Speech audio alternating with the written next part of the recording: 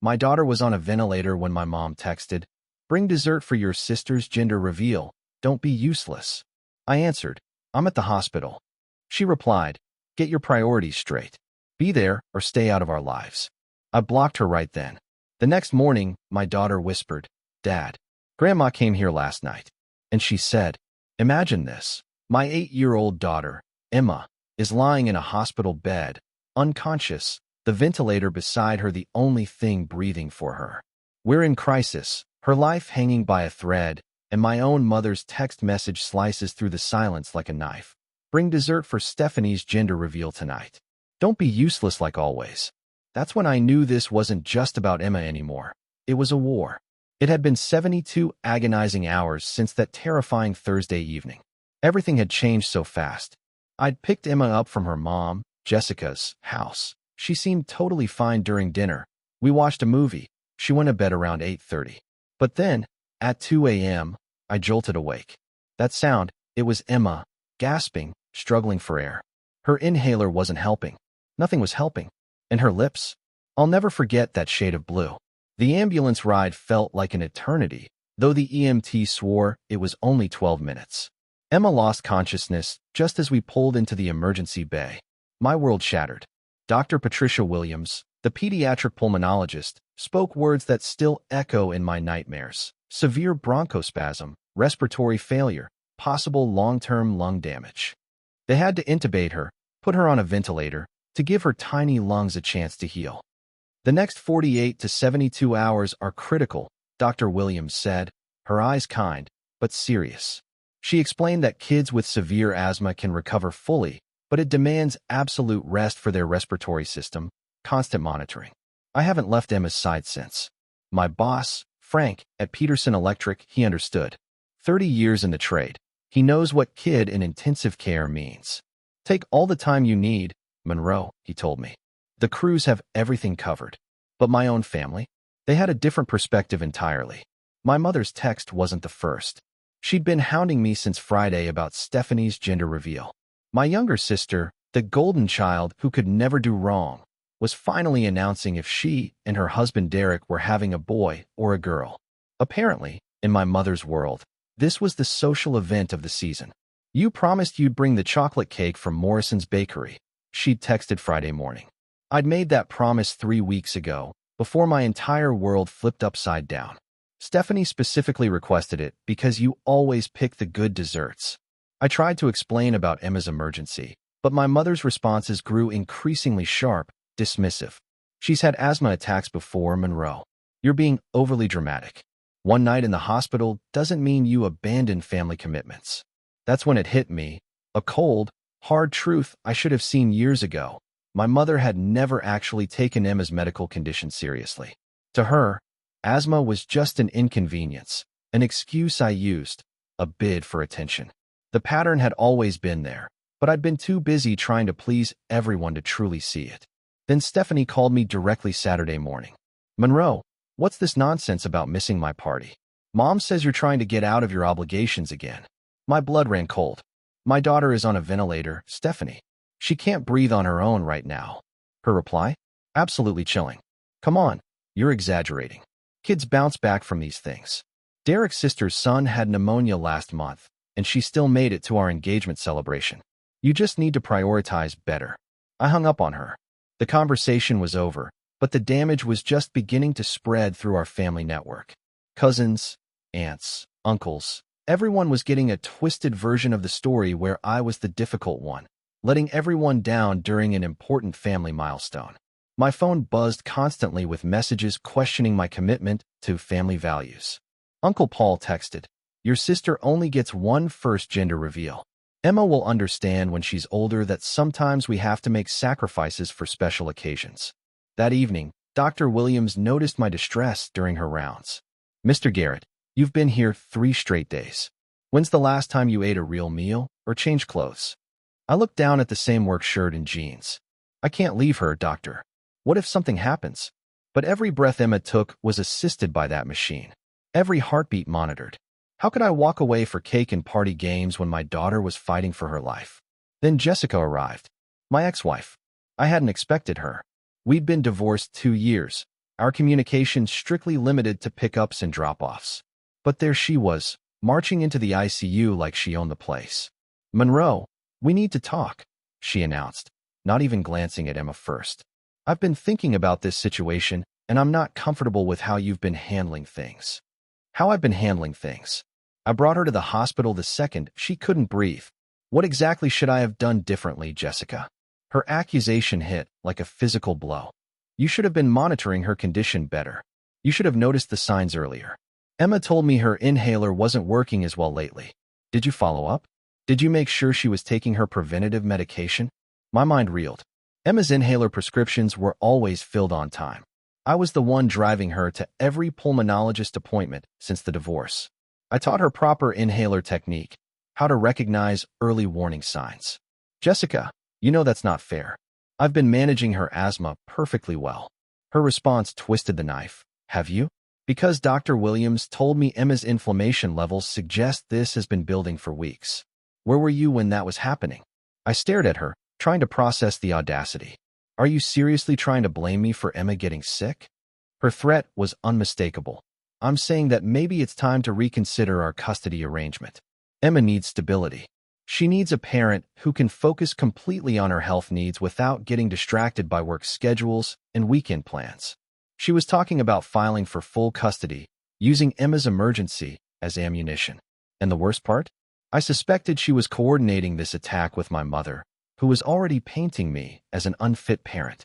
I felt utterly alone in that sterile room, surrounded by the beeps and flashes of life support.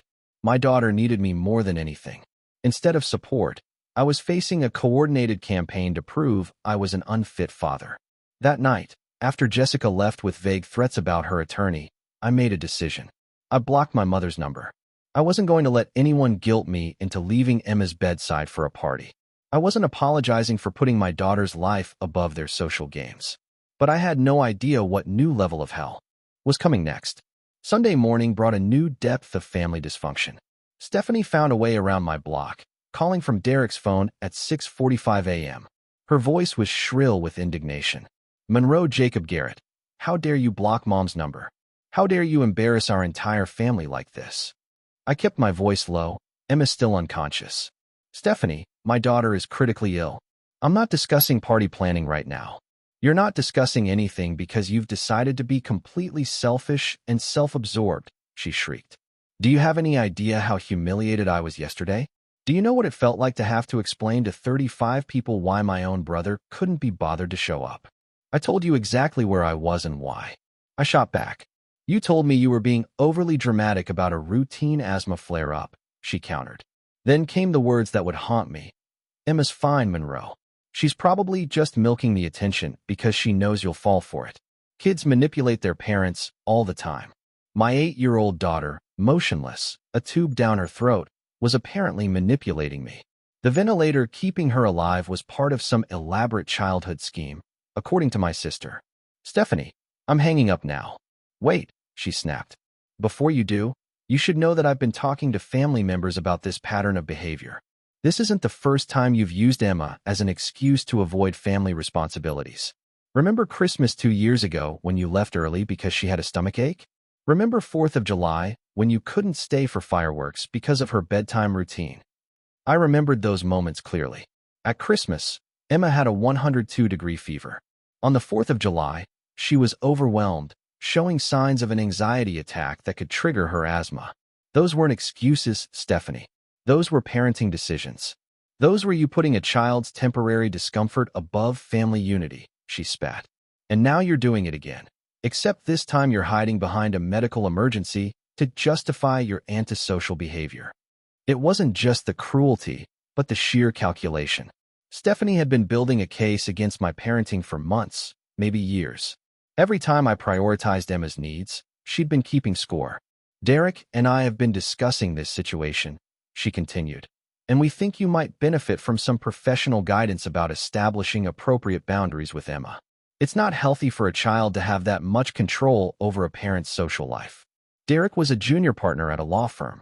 The implication was clear: legal intervention. "My boundary is keeping my daughter alive, Stephanie. I'm sorry if that interferes with your party planning.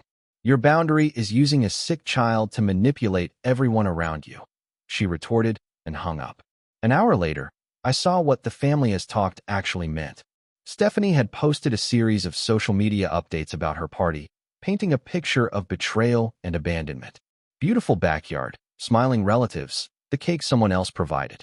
The captions were venomous. When family members choose drama over love, the rest of us just love each other harder.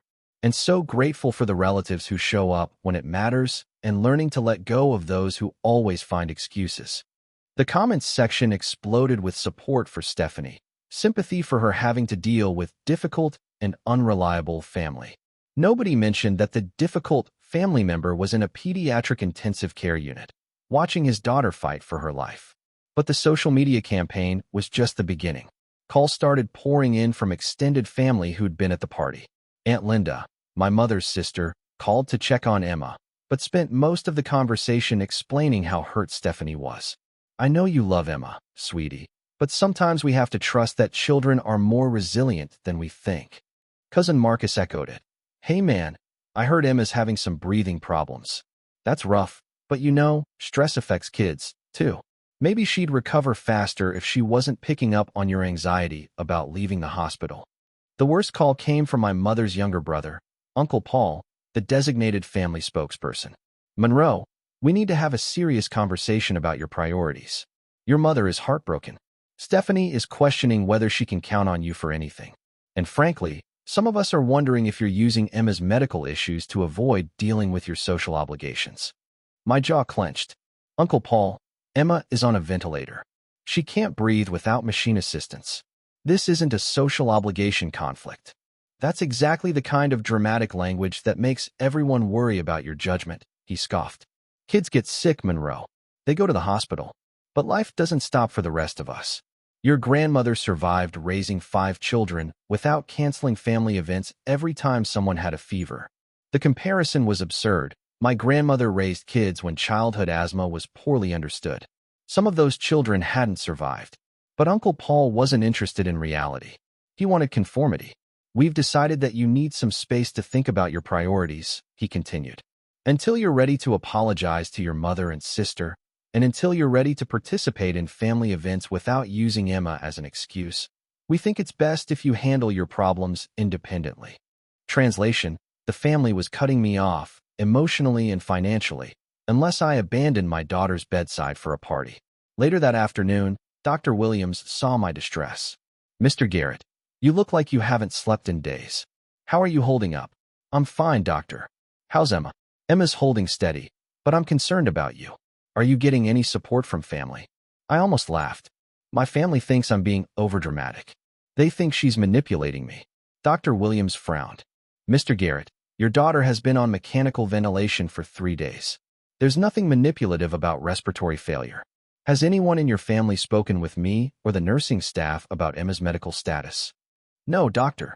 They're too busy planning parties. She sighed. Well, for what it's worth, you're doing exactly what a good parent should do. Emma needs your presence more than she needs anything else right now. Children in intensive care recover faster when they have consistent, loving support.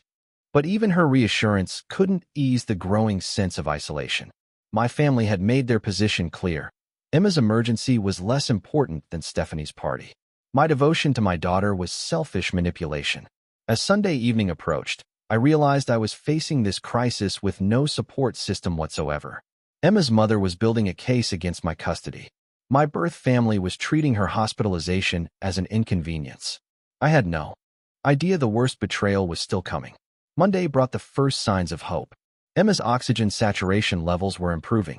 Dr. Williams cautiously mentioned reducing ventilator support. Her small hand moved when I spoke. Her eyelids fluttered. I hadn't slept more than 2 hours in 4 days. The hospital chair was my entire world. Vending machine food was my sustenance. Sarah, the night nurse, brought me a pillow and blanket. Mr. Garrett, you need to take care of yourself, too. But I couldn't leave. Every alarm, every beep, every adjustment felt like a potential crisis. What if Emma needed me and I wasn't there? That's when my grandfather called. Grandpa Harold, my mother's father, the steady, reasonable voice in our family chaos. Monroe, I just heard about Emma. How is she, son? The relief was overwhelming. Someone asking about Emma without immediately shifting to family politics. She's on a ventilator, Grandpa. Respiratory failure, severe asthma attack. But the doctors think she might be improving. Good Lord, why didn't anyone tell me how serious this was? Your mother said Emma was having one of her episodes and that you were making a big fuss about routine medical care. A cold knot formed in my stomach. Grandpa, Emma's been unconscious for 4 days. She can't breathe without mechanical assistance. There's nothing routine about this. There was a long pause. Monroe, I think there's been some serious miscommunication. Your mother told everyone at Stephanie's party that Emma had a minor asthma flare-up and that you were using it as an excuse to avoid obligations. She said you were keeping Emma home from school to get sympathy and attention. My mother had deliberately misrepresented Emma's condition, convinced everyone I was the problem. Grandpa, would you like to speak with Emma's doctor? I'd appreciate that, son. And Monroe, I'm coming to the hospital today. If my great-granddaughter is fighting for her life, I want to be there. Grandpa Harold arrived around 3 p.m., bringing the comforting smell of pipe tobacco and wood shavings from his workshop.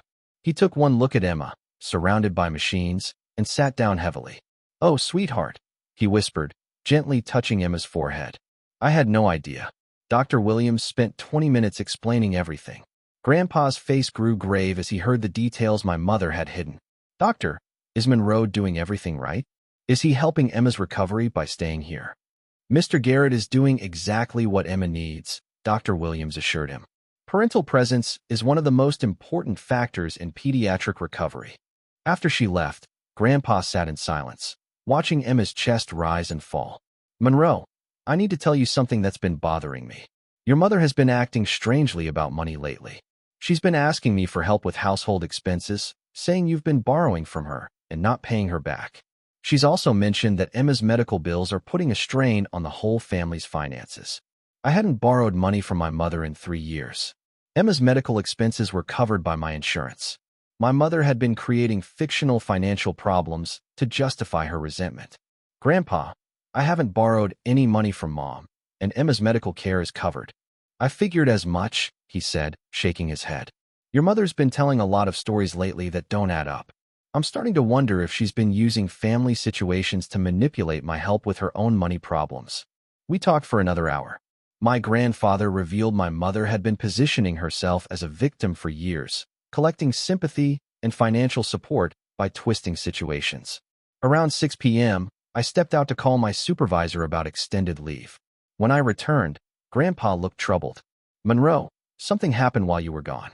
The nurse mentioned an older woman came to visit Emma yesterday. Logged in as a grandmother, but it wasn't me, and it wasn't Jessica's mother. Did your mother come here? My blood went cold. When? Yesterday evening, around 7:30. The nurse said the woman spent about 20 minutes with Emma. I found Sarah, the night nurse. Sarah, can you tell me about the woman who visited Emma yesterday? Oh yes. Older lady, maybe 65, short gray hair, very well dressed. She said she was Emma's grandmother and that you'd given permission for her to visit. Did she say anything to Emma? Did she try to wake her up? I checked on them once, and she was talking to Emma very quietly. I couldn't hear what she was saying, but she seemed very focused on trying to get a response. I felt sick. My mother, alone with my unconscious daughter, gaining access by lying, trying to provoke a response. Sarah, is there any way to review security footage? You need to speak with hospital security, but yes, all visitor areas are recorded. I spent the next hour reviewing footage. It confirmed my worst fears. My mother had visited at 7:30 p.m., staying 23 minutes. She leaned over Emma's bed, speaking intently, touching her hand, her arm, as if trying to wake her. Her body language wasn't that of a concerned grandmother. It was that of someone with an agenda. Mr. Garrett, the security supervisor said, given that this visitor wasn't authorized, we can restrict her access. Yes, please. No one should visit Emma without my explicit permission. I returned to Emma's room. Grandpa was reading. Emma still breathed mechanically, but something was different. Monroe, my grandfather said quietly. I think Emma might be waking up. Her eyes have been moving under her eyelids. As if in response, Emma's eyes fluttered open for the first time in 4 days. Daddy. Her voice was a barely audible whisper, hoarse from the tube that had been removed an hour earlier. I'm right here, sweetheart. You're safe. Emma's gaze drifted around the room, settling on my face. Daddy, I was scared. I couldn't breathe, and everything went dark. I know, baby, but the doctors helped you. Your lungs are working better. You're going to be okay. Grandpa leaned forward. Hello there, Emma. I'm your great-grandpa Harold. I've been waiting to meet you properly. Emma studied him. Are you Daddy's grandpa? I am indeed, and I'm so proud of how brave you've been. Dr. Williams arrived, pleased to find Emma awake. After checking her vitals, she confirmed Emma's excellent recovery. Emma, you're doing much better. Your breathing is almost back to normal, and we might be able to move you out of intensive care tomorrow. But as the medical excitement settled, Emma grew quiet. She kept looking toward the door, as if expecting someone. Daddy, she finally said, her voice weak, but carrying a weight that made me nervous. What is it, sweetheart? Grandma came here last night. Grandpa and I exchanged glances. What do you mean, Emma? Which grandma? Daddy's mommy came to see me when you weren't here. My heart pounded. Emma, what did she say to you? Emma looked uncertain, as if deciding whether to tell me something that might upset me. She said some things that made me sad. What kind of things, baby? You can tell me anything. You're not in trouble. Emma's eyes filled with tears. She said that you don't really want to take care of me anymore. She said you told her that having a sick little girl was too much work and that you wanted to give me to mommy all the time so you could have fun without worrying about my asthma. The words hit me like a physical blow. My mother had used her unauthorized visit to poison my daughter's mind against me while Emma was helpless and vulnerable. Emma, that's not true. Not any of it. I love taking care of you. I love having you with me. I would never, ever want to give you away. But Grandma said you told her that. She said you complain about paying for my medicines, and that real daddies don't let their daughters get this sick. I could barely control my rage. My mother had attacked the trust between me and my daughter at her most vulnerable moment. Emma, look at me. Have I left this room since you've been here? No, Daddy. You've been here the whole time. That's because there's nowhere else I want to be. There's nothing more important to me than making sure you're safe and loved. Grandma was wrong to say those things to you. But Emma wasn't finished. Daddy, she said something else, too. My grandfather took my hand, sensing what was coming would be worse. She said that Mommy and her found a new daddy for me, someone with lots of money who can take better care of me. She said you were going to sign papers to let him adopt me because you're tired of being poor and taking care of sick kids. I felt the room spin. My mother hadn't just attacked my relationship with Emma. She'd revealed what sounded like an actual plan involving Jessica and a potential adoption. This wasn't random cruelty. This was part of a coordinated strategy to remove me from Emma's life. Emma, sweetheart, I will never sign papers to give you to anyone else. You are my daughter, and I will always be your daddy. No one can change that. But what if the new daddy has more money for better doctors? What if I'd be healthier if I lived with him instead of you? The manipulation was heartbreakingly effective. My mother had taken Emma's legitimate fear and twisted it into guilt, making an 8-year-old worry her illness was ruining my life. Emma, listen to me very carefully. You are not a burden. You are not too expensive. You are not too much work. You are the most important thing in my whole world. And I would rather be poor with you than rich without you. Dr. Williams returned for a final check, immediately noticing the tension. Is everything all right? Emma, you seem upset. I looked at Grandpa, who nodded. Doctor, Emma just told us that someone visited her yesterday and said some very disturbing things about her medical care and our family situation. Is it possible that emotional stress could affect her recovery? Dr. Williams sat beside Emma. Emma, sometimes when we're sick and scared, people might say things that worry us even more. But I want you to know that your daddy has been taking excellent care of you. He's done everything exactly right, and that's why you're getting better. Really, your daddy brought you to the hospital as soon as you couldn't breathe. He stayed with you every single day. He's been asking all the right questions. That's what good daddies do when their little girls are sick. Emma looked relieved, but I could see my mother's words had planted seeds of doubt that would take time to address. After Dr. Williams left, Emma fell asleep, holding my hand. Grandpa and I sat in the darkened room. Monroe, this is worse than I thought. Your mother didn't just make mistakes. She deliberately used Emma's illness to destroy your relationship with her. Grandpa, she mentioned adoption papers and a new daddy with money. That sounds like she's been coordinating with Jessica. I think you need to investigate. If there's a legal plan, you need to know. I spent that night researching family law. What I discovered made everything even more sinister. In our state, parental rights could be terminated if a court found a parent unable to provide adequate medical care. If Jessica could prove my negligence and demonstrate another person was better equipped, she could petition for my rights to be terminated in favor of a step-parent adoption. My mother's visit hadn't been random cruelty. It had been preparation for a custody battle. But the conspiracy went even deeper. Tuesday morning, while Emma slept, I called my friend Robert, who'd been through a nasty custody battle. "Monroe, how's Emma doing?" "She's awake and improving, but I need to ask you something strange. Has anyone called you asking questions about me? My work performance or stability?" A pause. "Actually, yes. Last Friday, someone called claiming to be from Child Services. They wanted to know about your attendance, if you seemed stressed or overwhelmed by single parenting. I told them you were one of the most reliable guys we had." My stomach dropped. "What exactly did they ask?" "Weird stuff. Whether you talked about Emma's medical expenses being a financial burden, whether you ever mentioned feeling like you couldn't handle her health problems alone, whether you seemed to resent having custody responsibilities. Exactly the questions to support a case for terminating parental rights." "Robert, that wasn't Child Services. Someone's building a case against my custody rights. Can you document that call?" After hanging up, I called Jessica. "Monroe, I hope you're calling to discuss Emma's discharge planning. We need to talk about modifying our custody arrangement." "Jessica, has someone been helping you build a case against my parenting?" "I don't know what you mean. Has anyone been encouraging you to file for custody modification? Providing legal advice?" Her silence stretched. "Monroe, I've been consulting with an attorney about Emma's best interests." "That's my right." "Which attorney?" "That's confidential." "Is it Derek's law firm?" Another telling pause. Derek mentioned his firm sometimes handles family law cases. They offered consultation services at a reduced rate. The pieces clicked. Stephanie's husband was helping Jessica take Emma from me. My mother was feeding them ammunition. And they've been coordinating this while Emma fought for her life. "Jessica, have you been talking to my mother?" "Your mother called me Sunday morning to express concern about Emma's care. She mentioned you've seemed overwhelmed and borrowing money." My blood boiled. "Jessica, I haven't borrowed money from anyone. And the reason I've seemed overwhelmed is because our daughter has been unconscious on a ventilator.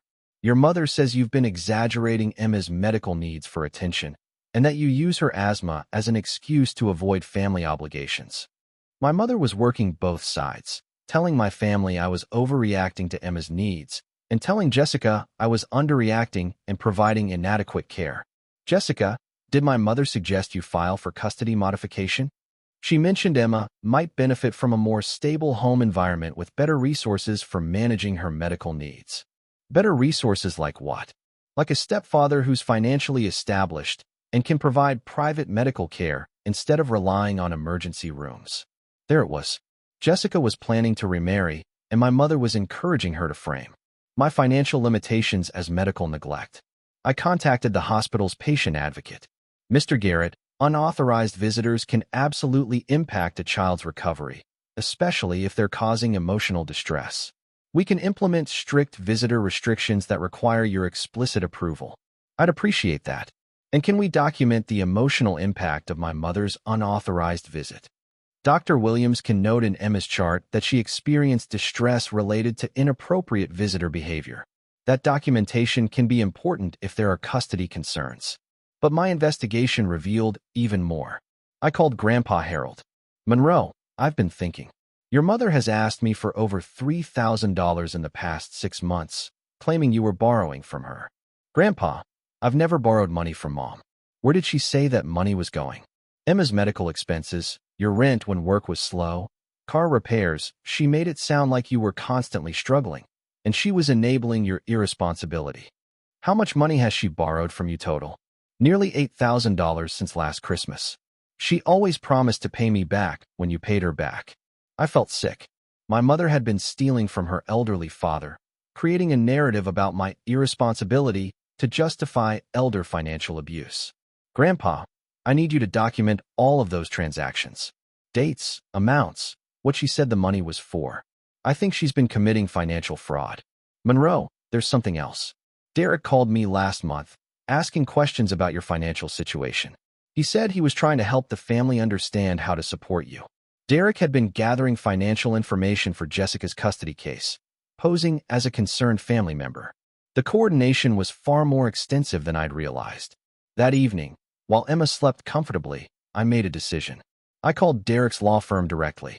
I'd like to speak with Derek Patterson about a potential conflict of interest involving family law representation. Mr. Patterson is out of the office. This is regarding his representation of Jessica Martinez in a custody case, while also providing financial advice to my mother, Patricia Garrett, about the same family situation. A long pause. Sir, I'll need to have someone from our ethics department call you back. Within 2 hours, Derek's firm called, withdrawing from any representation of Jessica due to conflict of interest. Apparently, Derek's personal relationship with my family created ethical problems. But the damage was done. Wednesday morning marked a turning point. Emma was alert, breathing independently, and moving out of intensive care. But more importantly, I decided to stop being defensive and start fighting back. My first call was to Linda Morrison, a family attorney Robert recommended. Mr. Garrett, based on what you've described, this sounds like a textbook case of parental alienation combined with potential elder financial abuse. The good news is that most of their strategy depends on your passivity. If you're willing to be proactive, we can turn this around. What do you mean? Your mother's unauthorized hospital visit and her statements to Emma constitute interference with the parent-child relationship. Jessica's coordination with your family members to build a custody case could be seen as bad faith litigation. And if your grandfather documents the financial fraud, your mother could face criminal charges. Linda explained my first step: gather evidence before anyone realized I was building a legal response. Save every text, every voicemail, every social media post. Get written statements. Document the financial fraud with your grandfather's bank records. I spent Wednesday afternoon collecting evidence. Robert provided a detailed statement about the fake child services call. Dr. Williams agreed to document Emma's emotional distress and her opinion that I'd provided excellent care. Hospital security provided official documentation of my mother's unauthorized visit. But the most important evidence came from my grandfather. Monroe, I went to the bank this morning and got copies of all the transactions your mother requested. I also found something else disturbing. He handed me a folder. Your mother has been using my account to make payments to Derek's law firm. Small amounts, but regular payments since last month. My mother had been paying Jessica's attorney with money she stole from Grandpa. And look at this. He showed me checks made out to a private investigator. Child custody research, the memos said. Monroe, your mother hired a private investigator to dig up information about your personal life. She's been planning this custody attack for months. A wave of rage, then chilling clarity. This wasn't an emotional reaction. It was a calculated plan. Thursday morning brought the first sign my fight back was working. Derek called me directly, bypassing Jessica. Monroe, I think there's been some miscommunication. My firm is no longer involved in any legal matters concerning Emma's custody. Why the sudden change, Derek? We've discovered some ethical conflicts. Additionally, some of the information we were provided about your financial situation appears to have been inaccurate. You mean the information my mother provided was false? I can't discuss specifics, but our preliminary research didn't support the claims about your economic instability or parenting adequacy.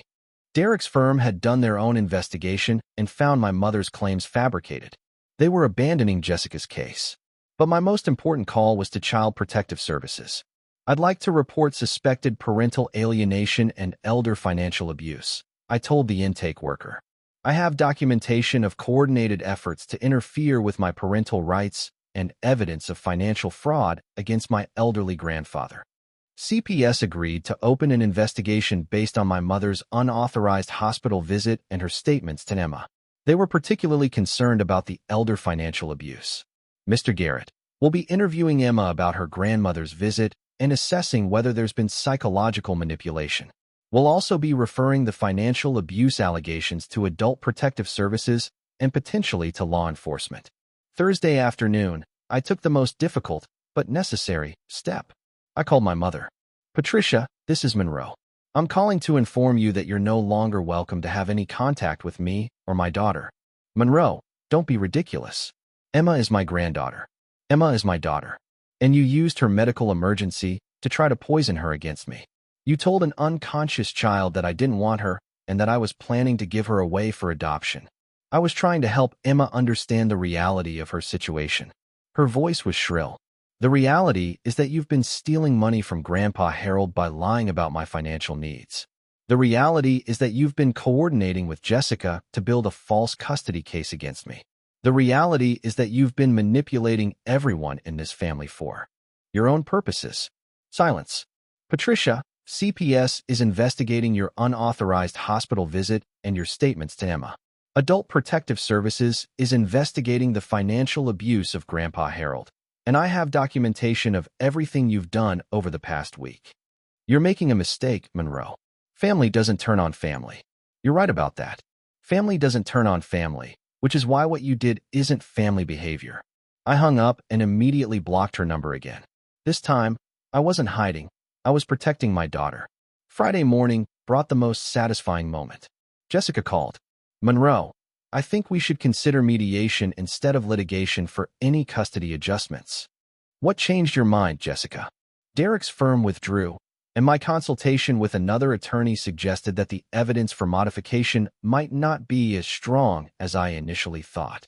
Translation: Jessica's new attorney told her my documentation would destroy her case, and she might lose custody time. Jessica, let me be clear. Any future custody discussions will include documentation of your coordination with my family to build a false case against me. Any attorney you hire will receive copies of the evidence I've collected, and any attempt to interfere with my relationship with Emma will result in immediate legal action. I think you're overreacting, Monroe. Emma was on a ventilator for 4 days, and instead of supporting her recovery, you used her medical emergency to try to take her away from me. That's not overreacting. That's protecting my daughter from people who would exploit her illness for personal gain. By Friday afternoon, Emma was medically cleared for discharge. Dr. Williams provided documentation that my care had been exemplary, Emma's recovery excellent. Mr. Garrett, Emma is lucky to have a father who prioritizes her well-being above social pressure. That kind of advocacy is exactly what children with chronic conditions need. But the most important vindication came from Emma herself. Daddy, I know what Grandma said wasn't true. I know you love me and want to take care of me forever. How do you know that, sweetheart? Because you stayed with me the whole time when I was scared. And because you got mad at the people who said mean things about us instead of getting mad at me for being sick. Emma had learned the most important lesson of all.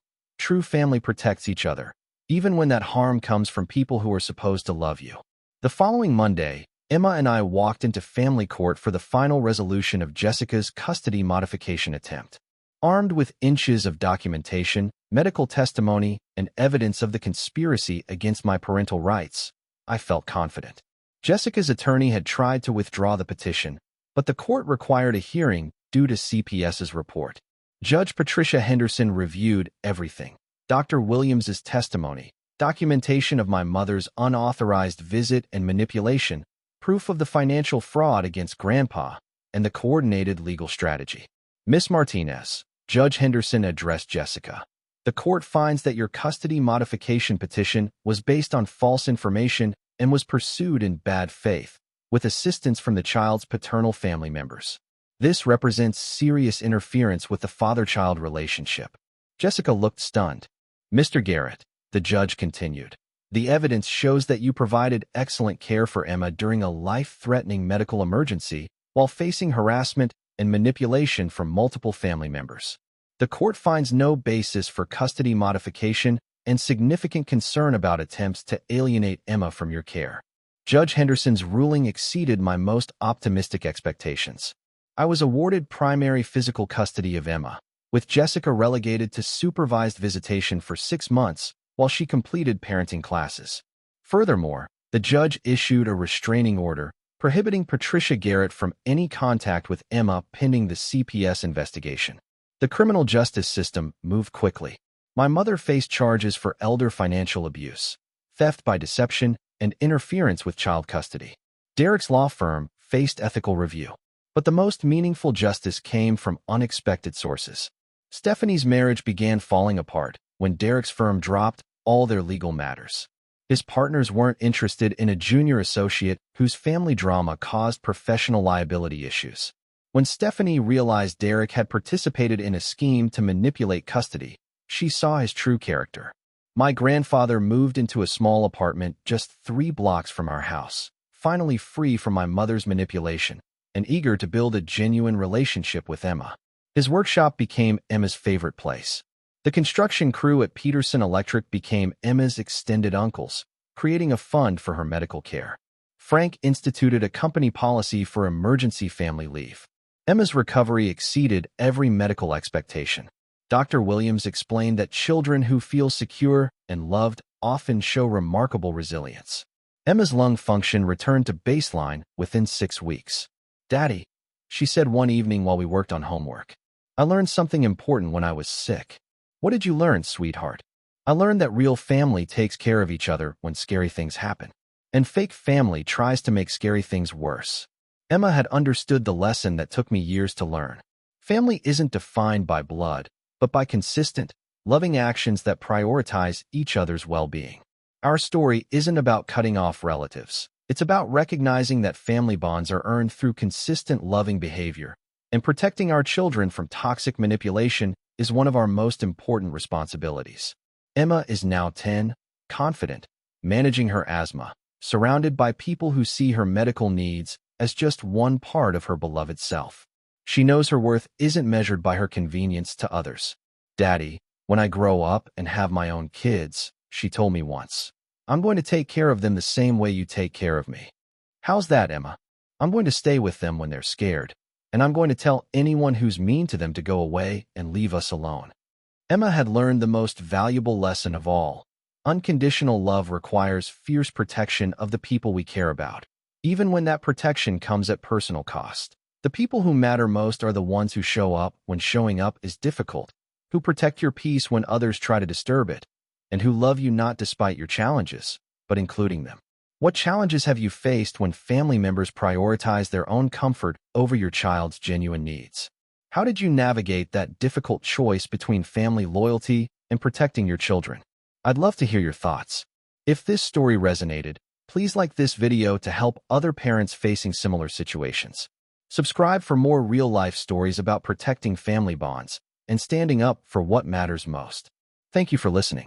And remember, the people who truly love you will support your hardest moments, not use them against you.